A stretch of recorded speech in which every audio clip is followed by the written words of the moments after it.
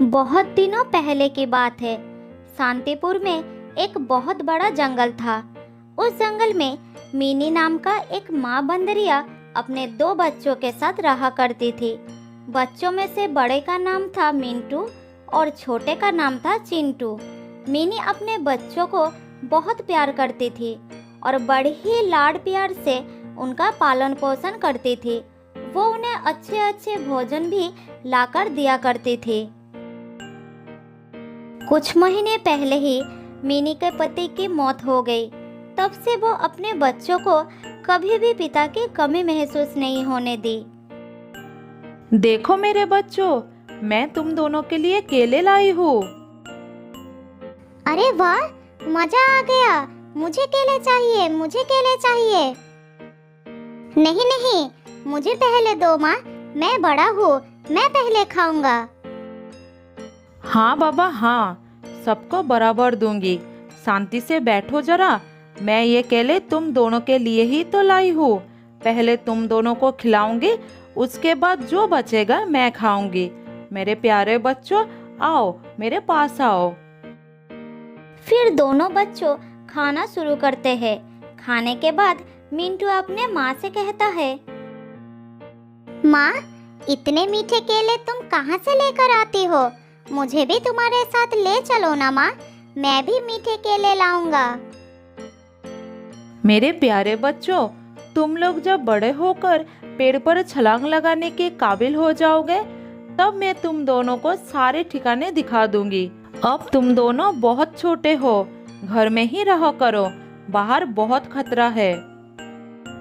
अच्छा माँ, ठीक है, तुम जैसा कहोगे हम वही मानकर चलेंगे माँ। मैं तो बिल्कुल बाहर नहीं जाऊंगा माँ, बाहर बहुत खतरा है। तुम मुझे खाना लेकर दोगे और मैं बैठे बैठे खाऊंगा। लेकिन मेरे बच्चे, मैं तो हमेशा जीवित नहीं रहूंगी। मेरी भी तो उम्र हो रही है। बड़े होने के साथ साथ तुम दोनों को जंगल के सब कुछ सीख लेना होगा, नहीं तो मैं जब नहीं रहूंगी तब मुसीबत में पड़ जाओगे।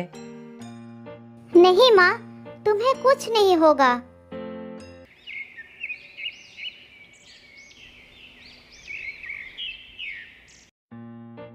इसी तरह समय बीतता गया और समय बीतने के साथ साथ मिंटू और चिंटू बड़े होते जाते हैं। मेरे प्यारे बच्चों, तुम दोनों अब बड़े हो गए हो, इसीलिए मैं चाहती हूँ कि तुम दोनों मेरे साथ चलकर भोजन की तलाश करना सीखो। जंगल के नियम के बारे में जानो, जिससे तुम लोग खुद से अपना भोजन ढूंढकर अपना पेट भर सको। हाँ हाँ माँ, मैं तो कब से जाने के लिए तैयार हूँ। मुझे अभी ले चलो माँ। मैं इस घर के बाहर कभी नहीं गया हूँ। मुझे जंगल देखने का बहुत मन कर रहा है माँ। नहीं माँ, मैं नहीं जाऊंगा। मेरी तबीयत ठीक नहीं लग रही है, तुम दोनों जाओ। अच्छा अच्छा ठीक है, कोई बात नहीं, मैं तुम्हारे लिए भोजन लाऊंगी। फिर माँ बेटे भोजन लाने के लिए जंगल की तरफ चले जाते हैं और चिंटू घर में बैठकर आराम करने लगते हैं। इसी तरह कुछ और दिन बीत जाता है। चिंटू को इसी तरह बिना हाथ पैर चलाए भोजन मिलने लगा, जिससे वो और भी आलसी हो गया।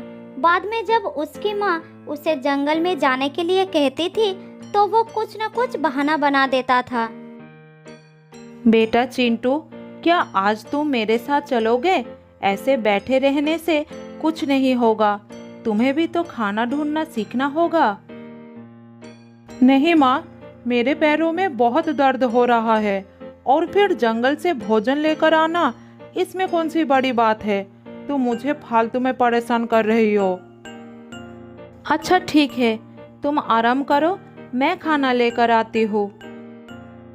मिनी को ये बात समझ में आ जाती है कि चिंटू की आदत बिगड़ गई है। वो आलसी हो गया है। अगर वो अभी भी नहीं सुधरा तो उसे एक दिन बहुत बुरे वक्त का सामना करना पड़ सकता है। इसी तरह मिनी उसके भविष्य को लेकर चिंतित हो जाती है। लेकिन चिंटू को लगता था कि उसकी माँ उसे अपने साथ ले जाकर बस परेशान करना चाहती है। खाना ढूंढना तो वो सीख ही लेगा, लेकिन अभी नहीं। इसी बीच एक दिन मिनी की मौत हो जाती है। दोनों भाई माँ के पास खड़ा होकर बहुत रोने लगते हैं।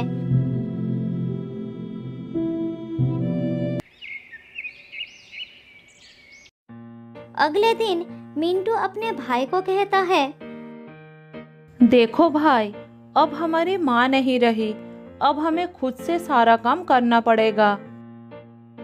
अरे तुम तो मेरे भाई हो ना, तुम्हारे रहते मुझे किस बात की चिंता है। हाँ, तुम्हारी बात बिल्कुल ठीक है, लेकिन हमें अपना जीवन जीने के लिए अपने पैरों पर खड़ा होना बहुत जरूरी है। मैं कब तक तुम्हारा साथ दूंगा। अरे भैया, ज्यादा ज्ञान मत दो।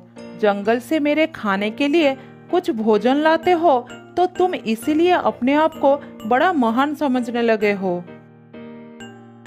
मिंटू को अपने भाई की बात सुनकर बहुत दुख होता है, लेकिन वो उसका साथ नहीं छोड़ पाता, उसके साथ ही रहने लगता है।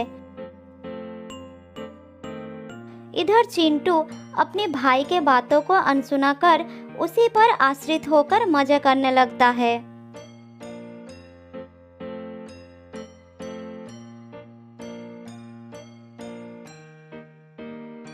अरे चिंटू, कहाँ हो? ये देखो, आज मैं तुम्हारे लिए आम लेकर आया हूँ।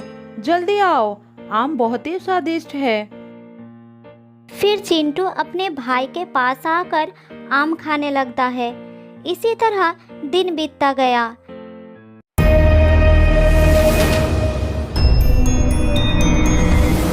एक दिन उस जंगल में एक बदमाश शेर आता है। जो भी प्राणी उसके सामने आता है उसे वो शिकार कर लेता है। सभी प्राणी डर के मारे अपने अपने घर में छुप जाते हैं। भाई चिंटू, जंगल में एक खतरनाक शेर आ गया है, तुम उससे बच कर रहना। जब तक मैं खाना लेकर नहीं आ जाता तब तक तुम सावधान रहना।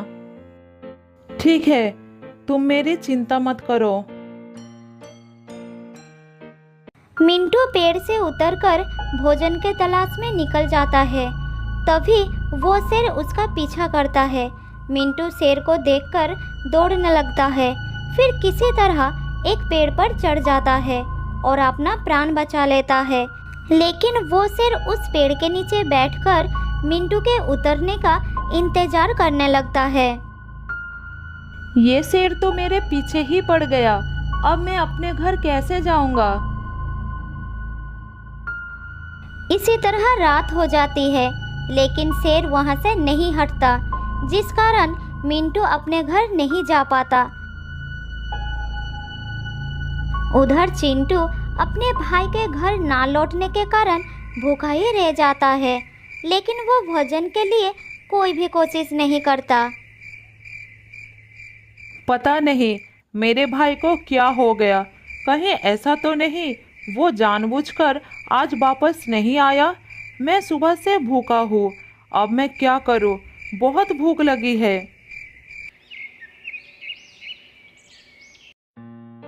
चिंटू पूरी रात ही भूखा रहता है। अगली सुबह मिंटू घर वापस आता है और अपने भाई को खाना देता है। भैया, तुम्हारी वजह से मुझे पूरी रात भूखा ही रहना पड़ा। तुम तो भूखे रहे, मेरी तो जान ही खतरे में थी। अच्छा, ऐसा क्या हुआ तुम्हारे साथ? मिंटू अपने भाई को सारी बात बताता है। फिर उसे कहता है, इसीलिए तो कहता हूँ तुम खुद से कुछ काम कर लिया करो, जिससे जरूरत पड़ने पर बुरे समय का सामना कर सको। अच्छा, ठीक है ठीक है। इसी तरह समय बीतने लगता है। कुछ दिनों में बारिश का मौसम भी आ जाता है और तेजी से बारिश शुरू हो जाती है।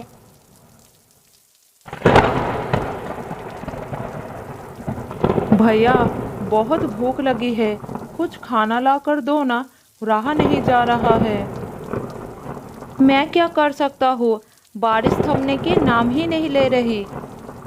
क्या हम बारिश में खाना लाने के लिए जा नहीं सकते हैं? माँ ने कहा था आंधी तूफान या तेज बारिश होने लगे तो घर से बाहर नहीं निकलना, जान को खतरा हो सकता है। दोनों भाई भूखे प्यासे बारिश रुकने का इंतजार करने लगते हैं।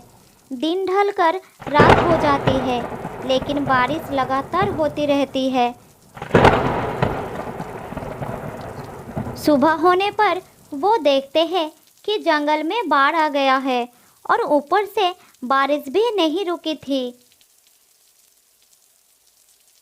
हे भगवान, पूरा जंगल बारिश के पानी में डूब गया है, अब क्या करूं? भूखे भाई का हाल देखकर मिंटू से रहा नहीं जाता और वो खाने के तलाश में जाने लगता है। तुम अपना ख्याल रखना, मैं खाने की तलाश में जा रहा हूँ। मैं भी तुम्हारे साथ चलूंगा भाई। नहीं, अभी नहीं, बाहर बहुत खतरा है, बारिश भी हो रही है, मैं जल्दी कुछ खाना लेकर आ जाऊंगा। मिंटू खाना लेने के लिए चला जाता है और चिंटू घर पर भैया के लौटने का इंतजार करता है। बहुत समय बाद भी मिंटू वापस नहीं लौटता। अरे भैया अभी तक वापस क्यों नहीं आया? इतनी देर हो गई, भूख से तो मेरी जान निकल जा रही है। अगर मुझे खाना ढूंढने का अनुभव होता तो मैं खुद चला जाता। चिंटू को बहुत ही पछतावा होता है कि वो हमेशा दूसरों पर निर्भर रहा। उसने कभी भी किसी चीज को पाने की कोशिश नहीं की, जिसके कारण आज वो संकट में फंसा हुआ है। कुछ दिनों से लगातार भूखे प्यासे रहने से चिंटू की हालत बहुत खराब हो जाता है। फिर एक रात उसे भूखे सोना पड़ता है, लेकिन चिंटू के लिए उस रात के बाद अगली सुबह नहीं होती, वो हमेशा के लिए सो जाता है। तो दोस्तों, इस कहानी से हमें ये सीखने को मिलता है कि हमें कभी भी दूसरों पर आश्रित नहीं रहना चाहिए। बहुत साल पहले की बात है। एक जंगल में रहती थी एक लोमड़ी। वो बहुत झूठ बोलती थी। उसे इधर की बातें उधर लगाने का बड़ी शौक थी।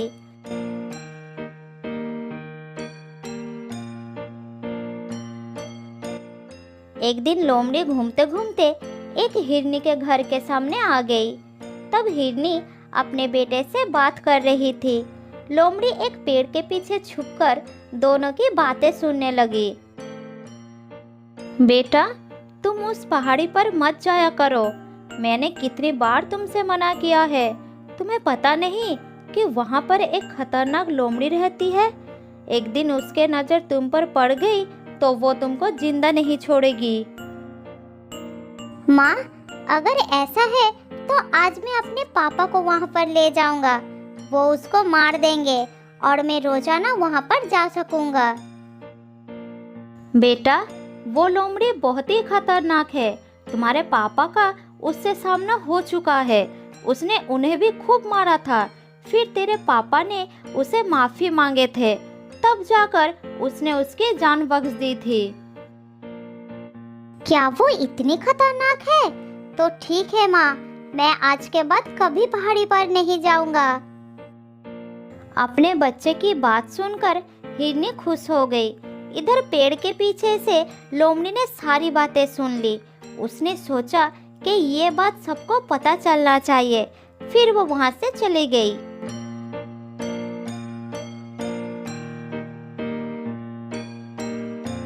वापस जाकर वो एक एक करके सारे जानवरों को ये बात बता दी कि हिरनी का पति एक लोमड़ी से पीट कर आया है। उधर हिरनी का पति जब जंगल में घूम रहा था, तब हर जानवर उसका मजाक बना रहे थे।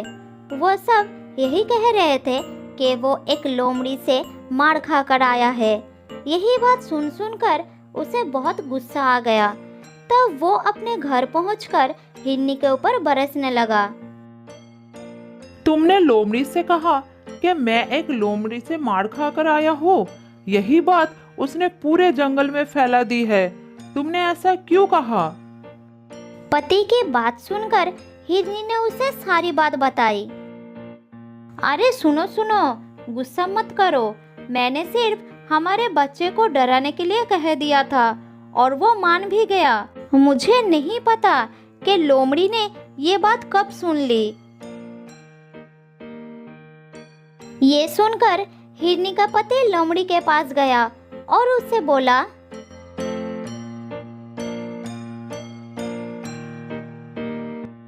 मेरी बीवी ने ये बात केवल मेरे बच्चे को डराने के लिए कही थी और तुमने इस झूठ को पूरे जंगल में फैला दिया। तुमने ऐसा क्यों किया? अब जाओ और जाकर सबको सच्चाई बताओ कि मैं किसी लोमड़ी से मार खाकर नहीं आया हूँ। उसका गुस्सा देखकर लोमड़ी डर गई। उसने फिर सबके पास जाकर ये बात फैला दी कि ये सिर्फ एक झूठ था। फिर वो थका हारा हिरनी के पति के पास पहुंची। तब उसने उसे माफ कर दिया और लोमड़ी अपना घर लौट गई।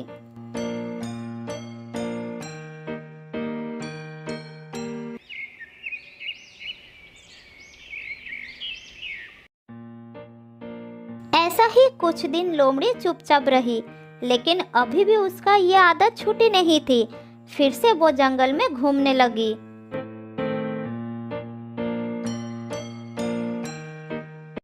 एक दिन शेर महाराज गुफा के सामने आराम कर रहा था। तभी उसके पास दूसरे जंगल का एक शेर राजा आया। दोनों शेर को एक साथ देखकर लोमड़ी उसकी बात छिपकर सुनने लगी। अरे तुम मेरे जंगल में कैसे? मैं तुम्हारी तरफ दोस्ती का हाथ बढ़ाने के लिए आया हूँ। दोस्ती का हाथ? मेरी तरफ? क्या कहना चाहते हो तुम? शेर खान, तुम्हारा जंगल कितना बड़ा है और मेरा जंगल कितना छोटा। मुझे पता है कि तुमको इस जंगल को संभालने में कितना तकलीफ होता होगा। ऐसा कुछ नहीं है।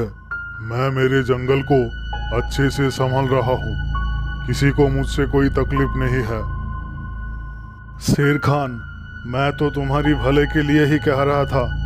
तुम मेरे और अपने जंगल को एक कर लो, फिर हम दोनों मिलकर इस जंगल में राज करेंगे। ये बात कहकर वो मन ही मन सोचने लगा। बस एक बार ये हाँ कर दे, फिर इसके जानवरों के साथ मिलकर इसी को मरवा दूंगा। तब दोनों जंगल पर मेरा ही राज होगा। मुझे ये मंजूर नहीं है। तुम जा सकते हो। तुम बूढ़े हो चुके हो शेर खान। अगर कोई मुसीबत आ गई तो तुम कैसे इस जंगल को बचाओगे? ये सुनकर शेर खान को गुस्सा आ गया। लगता है तुझे दिखाना ही पड़ेगा कि मुझ में दम है कि नहीं। नहीं, रुक जाओ। अभी तो मैं जा रहा हूँ, लेकिन कुछ ही दिनों बाद मेरा भाई जंगल आ रहा है। वो तुमसे बहुत ज़्यादा शक्तिशाली है। अगली बार मैं उसी के साथ आऊँगा। लगता है तुमको अपनी जान प्यारी नहीं है। हा, मुझे मार भी दोगे तब भी वो यहाँ जरूर आएगा और तुम्हारे जंगल को साफ कर देगा। ये सुनकर शेर खान जोर जोर से हंसने लगा। क्या बोला तुम? तुम्हारा भाई आएगा? तो सुनो, मेरा भी एक भाई है जो पास के जंगल में राज करता है। मुझसे ज़्यादा जवान और ताकतवर है वो। मैं उसी को बुला लेता हूँ। लेकिन अगर वो इस जंगल में आएगा तो उसको भी शिकार की जरूरत पड़ेगी। तो क्या हुआ? तुम्हारा भाई आएगा, वो भी बिना वजह मेरे जंगल के जानवरों को मारेगा। इससे अच्छा मैं अपनी भाई को ही बुला लेता हूँ। वो रोजाना 3 जानवर को शिकार करता है। यहाँ भी ऐसा करेगा। अब मैं तुमको मार देता हूँ। जब तक तुम्हारा भाई आएगा उससे पहले मेरा भाई यहाँ आ चुका होगा। अरे नहीं शेर खान, मैं तो बस ऐसे ही तुमको डराने के लिए कह रहा था। मेरा कोई भाई नहीं है। मैं जा रहा हूँ। ये कहकर वो वहां से भाग गया। इधर लोमड़ी सोचने लगी, अरे बाप रे, रोजाना 3 जानवर, ये बात तो सबको बताना पड़ेगा। ये कहकर लोमड़ी वहां से चली गई और उसने ये बात पूरे जंगल में फैलाना शुरू कर दी।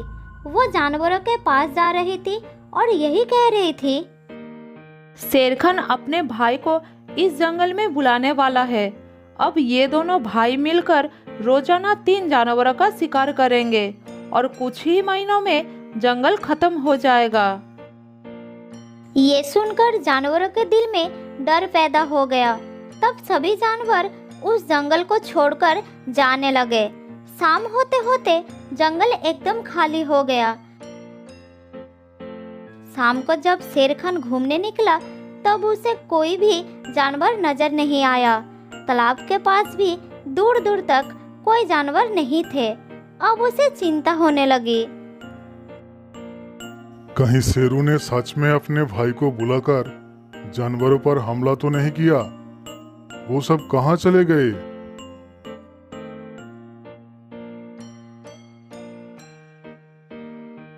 थोड़ी दूर जाने के बाद शेरखान को बहुत सारा पैरों के निशान नजर आया जो जंगल के बाहर के तरफ जा रहा था। फिर वो उसी रास्ते से भागना शुरू कर दिया।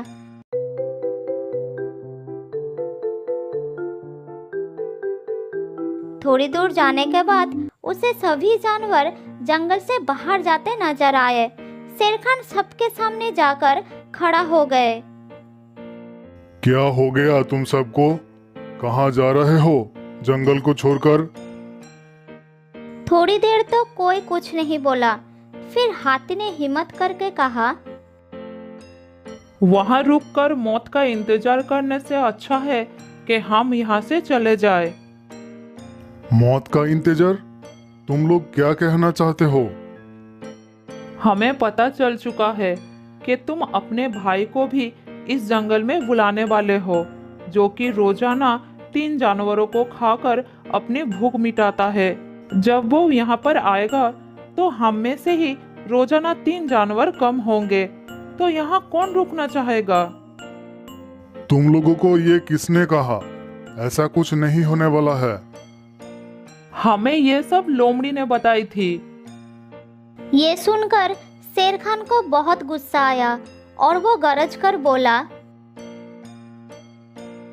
लोमड़ी, कहाँ हो तुम? मेरे सामने आओ। ये सुनकर लोमड़ी डर गई। वो जानवरों के पीछे छुपी हुई थी। फिर वो धीरे धीरे सामने आई। तुमने ये झूठ क्यों फैलाई? जल्द ही बताओ, इसके पीछे क्या कारण था? महाराज, मैंने आपको कहते हुए सुनी थी। आप शुरू से कह रहे थे कि आप अपने भाई को बुलाने वाले हैं और फिर रोजाना 3 जानवरों का शिकार किया करोगे। मूर्ख, तुमने ये नहीं सुना शेरू क्या कह रहा था? वो अपनी भाई को बुलाकर इस जंगल पर हमला करने के लिए कह रहा था। इसीलिए उसको डराने के लिए मैंने ऐसा बोल दिया कि मेरा भी एक भाई है। असल में मेरा कोई भाई नहीं है और मैं कभी अपने जंगल को बर्बाद नहीं करूंगा। ये सुनकर सब जानवर खुश हो गए और वापस जंगल की तरफ चल पड़े। सुनो लोमड़ी, आने वाले खतरों से होशियार रहना अच्छी बात है, लेकिन पहले पता कर लेना चाहिए कि खबर सही भी है या नहीं। बिना पता किए किसी भी बात को फैलाना अफवाह होती है और अफवाह फैलाने से हमेशा नुकसान ही होती है। ये सुनकर लोमड़ी को अपनी गलती का एहसास हो गया। फिर उस दिन के बाद उसने अफवाह फैलाने की आदत हमेशा के लिए छोड़ दी।